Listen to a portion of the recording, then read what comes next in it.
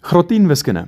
As jy besig met jou eksamen, kom ons hersien algebraiese breuke. So ek het 'n 3 term, x² minus 12x plus 27 en ons gaan hom faktoriseer. So ek het x en x. Nou dan moet ons onthou, my tekens gaan dieselfde wees, omdat die teken daar voor die laaste term 'n plus is, en albei gaan 'n minus wees, want ek moet by minus 12 uitkom.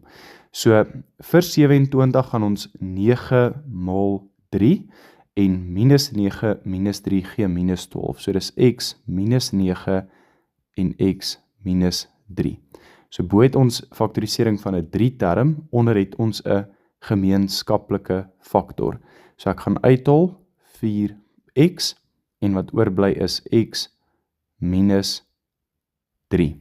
Dadelik kan ons nou sien dat aan die bokant en aan die onderkant het ek x minus 3 en x minus 3. Nou daai kan ons dan gaan uitkanseleer, want x minus 3 gedeel deur x minus 3 is net 1. So wat bly oor? Aan die bokant het ek x minus 9 en in my noemer het ek op 4x. As jy nog voorbeelde wil sien, gaan gerus op ons YouTube kanaal. Daar is volledige graad 10 wiskunde algebraiese faktorisering video's beskikbaar. Geniet dit.